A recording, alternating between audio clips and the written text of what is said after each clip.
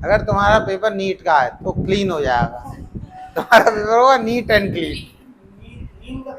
ना neat and clean, NEET का clean होगा ना। अरे अब एक बहुत तुम्हें कर रही, अभी मैं बता रहा हूँ, मुझे एक बहुत वैसी याद आ रही है अभी, पता है वो बहुत, जैसे इन्हें नीट नीट की बात कर दी ना कि कल मेरा नीट का पेपर है, तो मुझे जो लग रहा है, मुझे लग रहा है करीबन 2 4 5 साल के बाद, 2 4 5 साल में, इस बार करीबन 21 लाख बच्चे बैठे थे नीट के एग्जाम पूरे ऑल ओवर इंडिया। मुझे लग रहा है 2 4 साल के बाद कम से कम 40 या 50 लाख हो जाएंगे और फिर करोड़ों में पहुंच जाएंगे। नहीं नहीं, उसमें चक्कर क्या है, बहुत कर रही चाहिए ना। एक ने बताया, बोले सबसे आसान काम है नीट का एग्जाम क्रैक करना। हमने कैसे? बोले इसलिए क्रैक करना है, बोले 12th तुम बायो से कर लो, बायो से कर लिया, परसेंटेज की कोई टेंशन है नहीं, 50% आ गए तो एग्जाम तो दे सकते। दूसरी चीज बोले, जब क्वेश्चन आता है तो क्वेश्चन के जो आंसर की होती है उसमें 4 गोले बने होते हैं, एक गोला काला करना होता है सिर्फ, 180 गोले हैं। बोले कितनी देर लगेगी? मुझसे तो 10 मिनट गोले काले। अब बोले उसी में, तो मैंने कहा वो गोले सही कैसे होंगे? अब बोले तुक्का लग गया तो काम हो गया। तो ये सबको क्या लग रहा है, सबको लग रहा है नीट का एग्जाम कति ऐसे हलवा है और उसमें वो 4 ऑप्शन जो दिए होंगे उसमें गोला भरना है, और नेगेटिव मार्किंग सब कुछ हो रही है। अब उनको क्या, उनको तो ये लग रहा है, मतलब वहां उन्हें लग रहा है कुछ करना थोड़ी है, तो गोले भरने। मगर ऐसे कहाँ, नहीं नहीं, वैसे वो उतने तो नहीं आ सकते माइनस में, क्योंकि एक क्वेश्चन पर मिल रहे हैं 4 नंबर, तो कट रहे हैं 1 नंबर ना। एक मतलब एक क्वेश्चन गलत है तो 1 माइनस, मतलब 1 नंबर कटेगा। तो वही चीज बता रहा, तो सोचो कि ऐसा थोड़ी है यार। उसके लिए वो गोला जो काला करना, जैसे कह रहे हैं बबल फिल करना है, उसके लिए जो सही से पड़ेगा तब वो फिल करवाएगा वहां पे, ऐसे थोड़ी फिल कर लेगा। ऐसे हो गया तो सभी कर ले। मुझे तो कोई बच्चा ऐसा नहीं मिला वो कहता हो सर मुझे कुछ नहीं आता था, मेरा हो गया, मैं तो ऐसे भराया। अब ये देखो, बच्चा भी बिल्कुल बेफिक्र है। अब वो गायब हो गई सुम्बुल, एक दिन आ रहा है, दूसरे दिन बच्चा गायब हो जा रहा है। कहाँ से क्या करवाएं किसी बच्चे को? फोन क्यों करें? आने फोन करने का मतलब थोड़ी है बच्चे को आना, बच्चा खुद आना चाहिए ना। एक तो सोचो, फोन करके कोई बुला ला के पढ़ा लिया किसी को? देखो जितना जो बच्चे पढ़ने वाले हैं वो खुद पढ़ते हैं। सिंसियरिटी उनमें, ऐसा मैंने कहा इतने कह दिया तो बहुत तेज हो गया। बोले सर आपने हमसे कहा मैं बहुत तेज पढ़ने में हो गया, तो ऐसे टीचर रोज कह रहे हैं, कोई देखा स्कूल में? बोले सर इसको मैंने कहा था परसों, यार परसों से पढ़ने लगा, ये कल से पढ़ने लगा, कोई नहीं पढ़ता। ऐसे डांट के कह के हजारों बार डांटा होगा तब कहीं जाके एक बच्चा सही हो रहा है। अगर इसी सही हो रहा होता तो फिर बात ही क्या थी? हर बच्चे के पीछे माँ बाप भी बड़ा पड़े हुए, सभी तेज हो गए होते, सब डांट रहे हैं भाई। कौन सा पेरेंट नहीं कहता? हर पेरेंट ये कहता बेटा पढ़ो पढ़ो पढ़ो पढ़ो।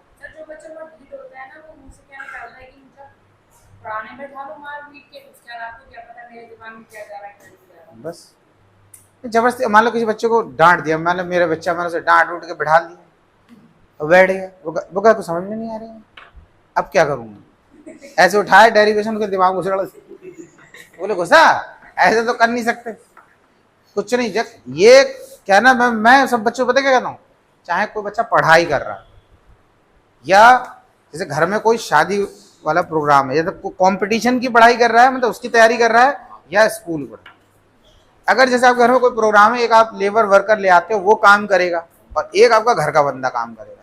जबकि आपका घर का बंदा काम करने में प्रोफेशनल नहीं है, लेकिन वो क्या करेगा, दिल से करेगा, मेहनत से करेगा, वो अपनी कैपेसिटी से ज्यादा करेगा, क्योंकि वो जिम्मेदारी समझ रहा है उस चीज।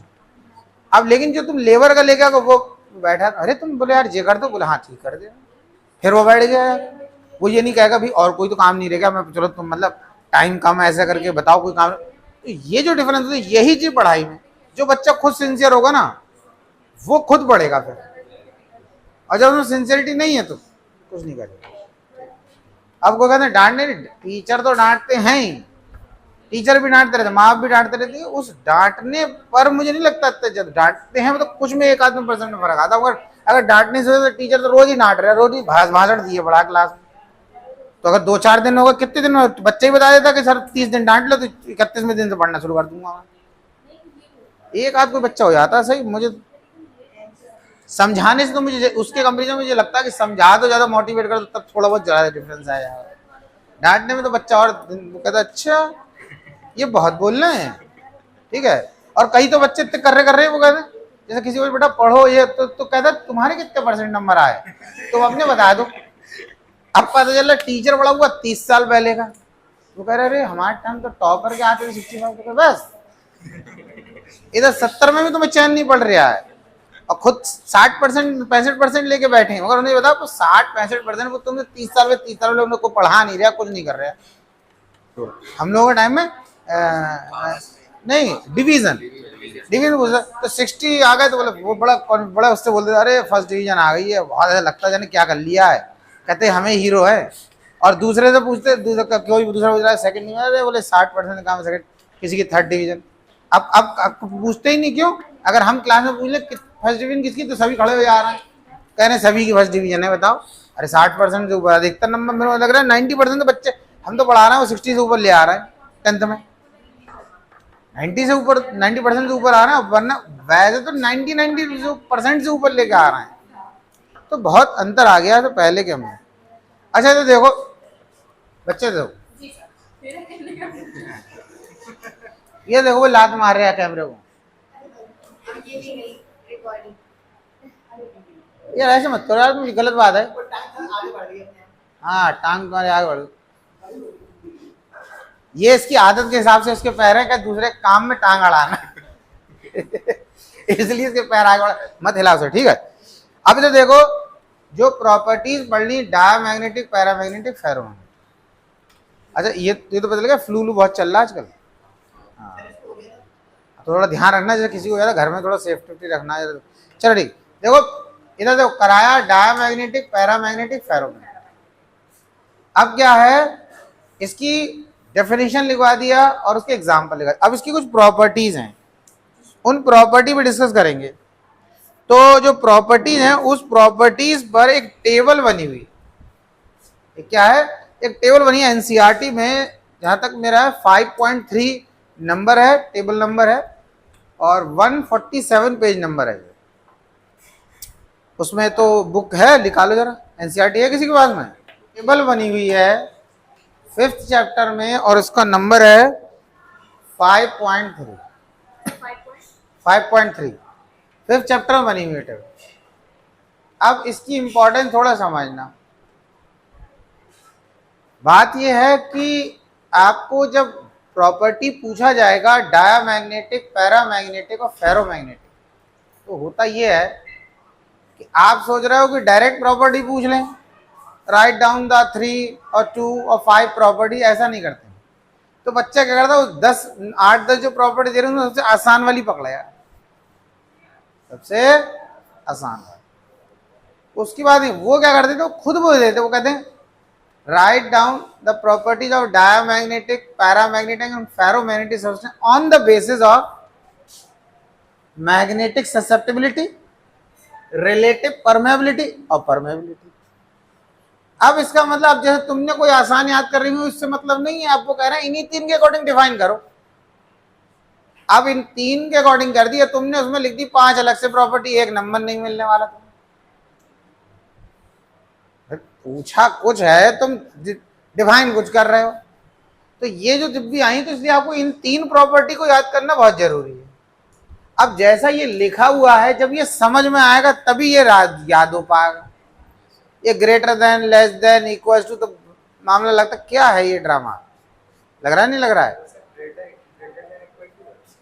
हाँ -1 यानी कि काइम की वैल्यू -1 के बराबर होगी या -1 से बड़ी होगी। काइम की वैल्यू अभी वो डिस्कस करूंगा, वो बताता हूँ, अभी तो बता रहा हूँ, ठीक है। और एक और ध्यान रखना इसमें इंपॉर्टेंट है कि डायमैग्नेटिक पैरामैग्नेटिक और फेरोमैग्नेटिक की जो ससेप्टिबिलिटी होती है उसके साथ टेम्परेचर का क्या रिलेशन है, मतलब टेम्परेचर बढ़ेगा तो क्या होगा, टेम्परेचर कम होगा तो क्या होगा। 4 प्रॉपर्टीज बहुत ज्यादा। ये टेबल बुक जो है बुक में बनी हुई उसमें 3 ही है और एक मैं और बताऊं, वैसे तो प्रॉपर्टी और भी है प्रॉपर्टी और भी है। बात समझ में आ रही नहीं आ रही? तो इसको पहले डिस्कस कर। देखो पहला ये लिखा है डीएम डायमैग्नेटिक पीएम पैरामैग्नेटिक और एफएम फेरोमैग्नेटिक। ठीक है, अब ये क्या है, काइम जो है ये मैग्नेटिक ससेप्टिबिलिटी, इसको कहते हैं, क्या कहते हैं, मैग्नेटिक ससेप्टिबिलिटी, किसी चीज को गेन करने की एबिलिटी, ससेप्ट करने की, मैग्नेटिक ससेप्टिबिलिटी। अब इसकी वैल्यू लिख रखा है कि 0 से कम है, -1 के बराबर होगी या -1 से बड़ी होगी। 0 से कम है, -1 के बराबर या -1 से बड़ी। अब जैसे क्या हो गया, -0.5 जो है वो -1 से बड़ा नंबर है। अब खुद बता दो, मैं बता दे रहा हूं, ये नंबर देखो भाई, ये -1 लिखा है, वहां 0.5 माइनस का है, तो कौन सा बड़ा है, ये तो बड़ा है। माइनस में जितना छोटा उतना ही बड़ा, यही तो होता है।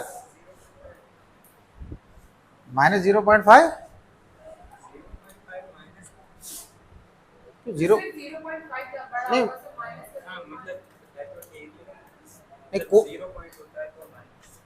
नहीं कोई डाउट क्लियर होता हूँ, क्या कह रहे हो, समझ नहीं आया,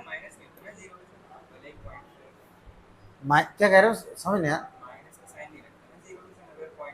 नहीं तो 0.5 लिखा है ना ये, अरे ये मतलब 0.5 का मतलब, हाँ वो तो 0, देखो डेसिमल से पहले मैंने बताया 0 क्यों लिखते हैं, ताकि वो डेसिमल पता चले, अब आप 0.5 लिख दिया, तब पता पॉइंट किसी को ध्यान नहीं दिया तो वो 5 लिखने लेगा, लेकिन 5 के आगे अगर 0 लगा है तो इसका मतलब डेसिमल होगा, तभी वो 0 लगा है। एक तरीके से वो डेसिमल को फोकस करने का तरीका है। ठीक है, तो क्या है ये वैल्यू, अरे आप समझ लो, ऐसा लिखा है -5 और -10, अब कौन बड़ा है तो जो माइनस में जितना छोटा उतना ही बड़ा। बात समझ में आ गई। अब क्या है यहां पर, बता बेटा क्या है, क्या उसके कारण में, मेरा कहने का सर ये था सर, 0.5 की जो वैल्यू है सर, जब उसके आगे माइनस नहीं लगा होगा तब वो -1 से बड़ी होगी ना, अगर माइनस उसके आगे लग जाएगा तब तो -1 ही बड़ा होगा सर। अरे 0.5 का मतलब है आधा नंबर, आधा नेगेटिव में, और माइनस का मतलब है -1 का, तो अरे तुम इधर देखो ललित, तुम इधर देखो, अब मैं किधर भी देखूं तो समझ गई ना अब मैं तुम्हें समझाऊंगा। ये नंबर लाइन है बेटा, नंबर लाइन पर इधर पॉजिटिव में नंबर है सिर्फ 2, यहाँ नेगेटिव में है। अब -1 -2, अब बताओ 0.5 कहीं यहाँ आएगा, तो जब लेफ्ट में जो नंबर 0 के जितने पास होगा वो उतना ही बड़ा है।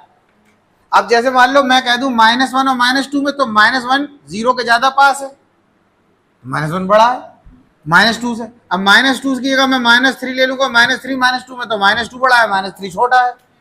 तो अब जब आप लोगे 0.5 माइनस का, तो कुछ यहाँ आएगा, तो वो इसके और ज्यादा पास में। अगर मैं ले लूं 0.25, 0.25, तो ये इस माइनस का, तो ये क्या नंबर है, ये इस नंबर से बड़ा है।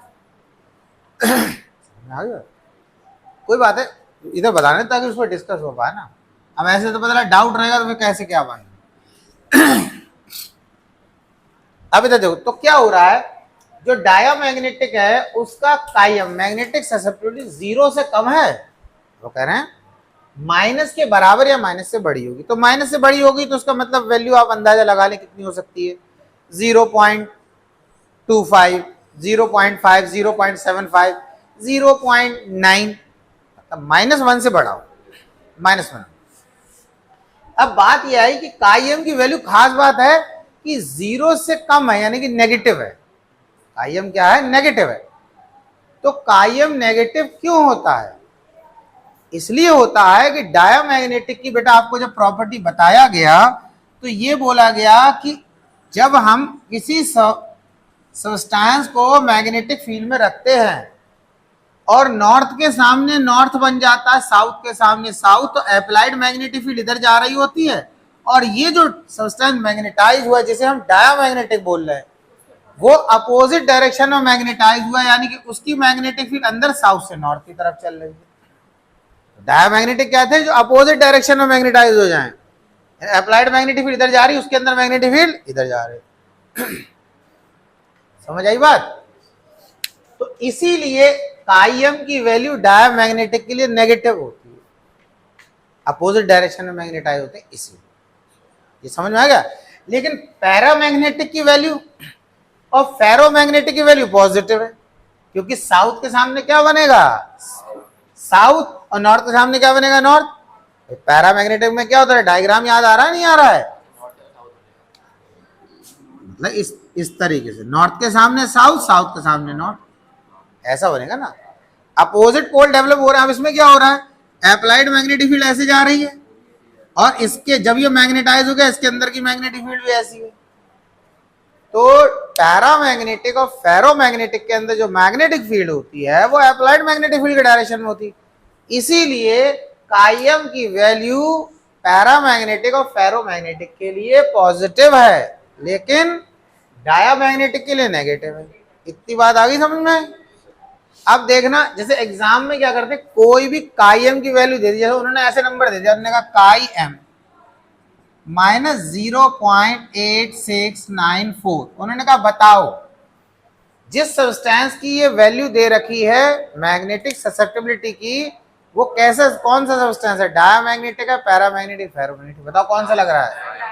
नेगेटिव में है तो सीधा नंबर भी क्या देखना, अब ये वैल्यू थोड़ी याद करना है हमें। नेगेटिव में है और 1 से छोटा है, डायमैग्नेटिक। अब क्या होता है? पॉजिटिव में है, 0 से बड़ा है, लेकिन ये मान के चलो लगभग 1 से छोटा है, पॉजिटिव वैल्यू है। तो पॉजिटिव वैल्यू क्या हो गया ये हमारा? पैरामैग्नेटिक। ई कोई भी नंबर है, मान लो E1 है, एक एग्जांपल है, ई को 1 मान लो, ई को 1 मान लें, कोई नंबर है, उसको हम मतलब समझाने को बता रहा हूँ, वैल्यू भी मैच करी काफी। मान लो आपकी यही वैल्यू है, 0 से बड़ी है, लगभग 1 है, या 1 से छोटी है पॉजिटिव, 0 से बड़ी बोल रहे हैं, काइम की वैल्यू तो पैरामैग्नेटिक, और 1 से बड़ी मिले, जैसे लिखा तीसरे में क्या लिखा? ग्रेटर ग्रेटर देन 1, 5, 7, 10 ऐसे मिल जाए कुछ, फेरोमैग्नेटिक लिख देना। बात समझ में आ गई? अब इस तरीके जो बताया ना, ऐसे याद रखो तो आपको याद रहेगा, देखो क्या बताया, किसको पॉजिटिव किसको नेगेटिव। अब आ गए हम दूसरे पर। अब ये है रिलेटिव परमिएबिलिटी। देखो एक चीज मैं पहले बता रहा था, तीनों जो थे ना, ये एप्सिलॉन होता है, इसमें हमारा म्यू होता है, ये एप्सिलॉन आर होता है, इसमें म्यू आर होता है, एप्सिलॉन नॉट होता है, म्यू नॉट होता है। ये फर्स्ट चैप्टर में पढ़े थे, ये हमारे इस चैप्टर। हाँ, इनको बोलते हैं परमिटिविटी, इसमें सब में परमिटिविटी लगाते हैं। Permittivity of the medium, relative permittivity, permittivity of free space, permeability. ठीक, अब इसमें क्या है? अब दूसरा आ गया ये हमारा म्यू आर। अब इसको समझने के लिए हम इस फॉर्मूले की हेल्प लेंगे, ठीक है?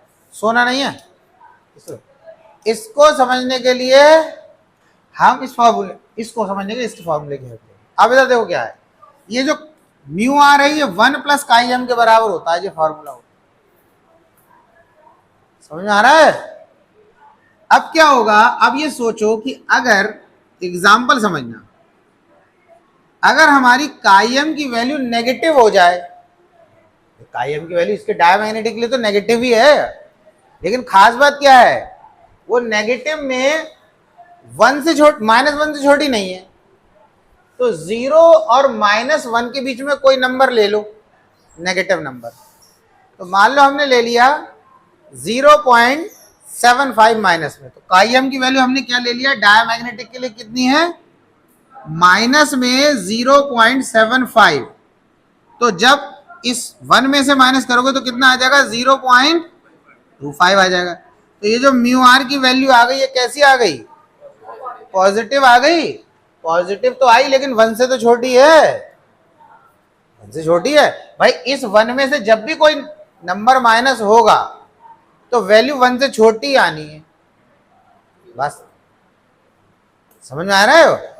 1 से छोटी है और 0 से बड़ी होगी, इसीलिए उन्होंने क्या बोल दिया कि ये म्यू आर की वैल्यू 1 से छोटी है और ग्रेट। अब कई बार क्या, तो मान लो काई एम की वैल्यू, उनका मतलब है कि मान लो काई एम की वैल्यू 1 हो जाए माइनस में, तो 1 और 1 हो जाए 0 हो जाए, तो उस कंडीशन में म्यू आर जो है इक्वल टू 0 के बराबर हो जाएगा। लेकिन जनरली वो क्या बात कर रहे हैं कि 0 से बड़ी और 1 से छोटी। इस फॉर्मूले से समझ में आ गई बात? लोको पायलट समझ में आई बात? नहीं आ रहा? नहीं, ऐसे नेगेटिव नहीं होना है। चलो अभी हम तुम्हें दूसरे एग्जाम्पल दे के समझाते तो समझ में आएगा। फिर वो बात तो एक ये है, ठीक है। अभी ऐसे एग्जाम्पल नहीं, चलो एक बार ऐसे समझा देना, फिर दूसरा एग्जाम्पल, फिर वो तुम्हारे दिमाग में जिसमें काम करेगा वैसे एग्जाम्पल। हाँ, बच्चे बड़ा कह रहे हैं वो क्या पूछ रहा था अभी क्वेश्चन बता रहा है? कहा, मैंने कहा ना बच्चे कर रहे क्वेश्चन, मैंने कहा एक कुली वाला का जो वर्क डन वाला कॉन्सेप्ट चल रहा था, तो कहा कुली ने अपने सर पे सामान उठा लिया, अब वो एक प्लेटफॉर्म से दूसरे प्लेटफॉर्म जा रहा, ऐसे फोर्स लगा रहा, तो फोर्स ऊपर की तरफ लगा रहा, डिस्प्लेसमेंट इधर की तरफ हो रहा, कुली का वर्क डन 0। तो वो कह रहा है वो सर वो जो पानी भरती है ना वो ले आती है, पानी वाली को क्या बोल रहा था, वो कुछ बोल रहा था उसको, तो बोले पानी भर के मटके में ले आती, वो तो ऐसे हाथ लगाती नहीं, वो तो ऐसे चलती चली जाती है, तो वो तो ऊपर फोर्स ही नहीं लगा रही, उसका वर्क डन। अरे तो मैंने कहा तू पानी वाली में इतना ध्यान दे रहा है, ठीक है, कि वो हाथ लगा रही मटके पे नहीं लगा रही। अब उसका पता क्या, अरे अगर कोई चीज अपने सर पे रखेगा तो फोर्स तो ऊपर की तरफ लगा ही रहा, अब तुम हाथ से नहीं लगा रहे तो सर तो लगा रहा है। भाई आदमी हाथ क्यों लगाता है? मान लो कोई एक एग्जाम्पल है, 10 न्यूटन का कोई सर पे ऑब्जेक्ट रख दिया, तो आपने हाथ नीचे कर लिया तो 10 न्यूटन का फोर्स आपके सर पे लग रहा है, आपने ऊपर की तरफ हाथ मारा तो मान लो आपने 4 न्यूटन का फोर्स ऊपर लगा दिया, 4 न्यूटन का आपने लगाया और 6 न्यूटन का आपका सर लगा रहा है, 10 न्यूटन तो हो गया, तभी तो उसको बैलेंस कर पाएगा, दोनों फोर्स बराबर ही होंगे, क्योंकि अगर ज्यादा फोर्स लगा दिया तो ऊपर चला जाएगा, उसने ज्यादा फोर्स लगा दिया तो आप दब जाओ। हैं? नींद आ रही है?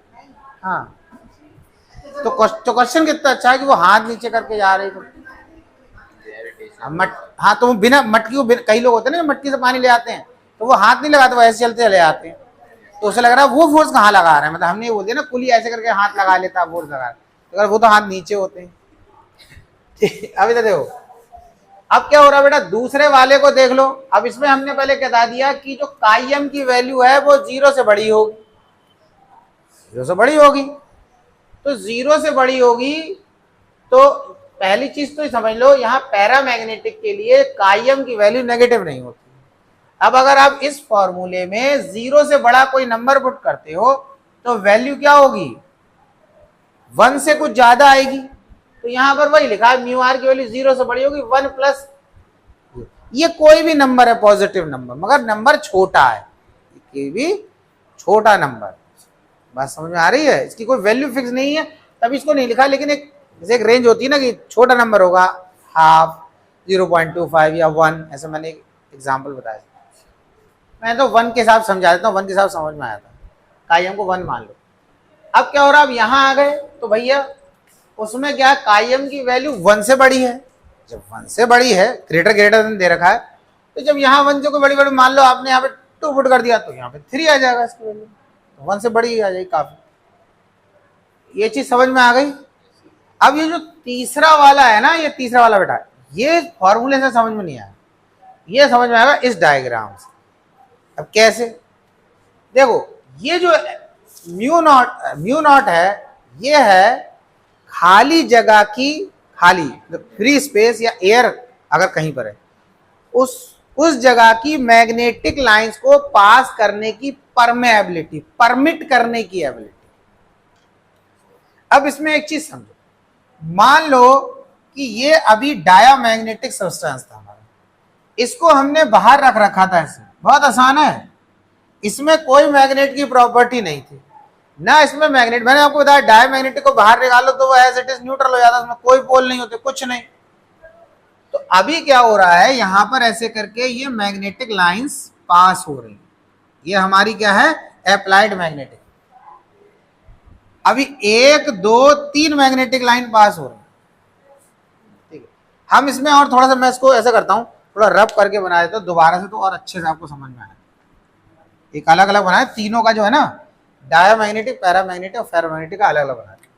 अब हमने पहला एग्जांपल क्या लिया, हमने यहाँ पर डायामैग्नेटिक, ये हमारी मैग्नेटिक लाइंस चल रही हैं, अप्लाइड मैग्नेटिक फील्ड है, ऐसे समझ लो, नॉर्थ और साउथ, ठीक।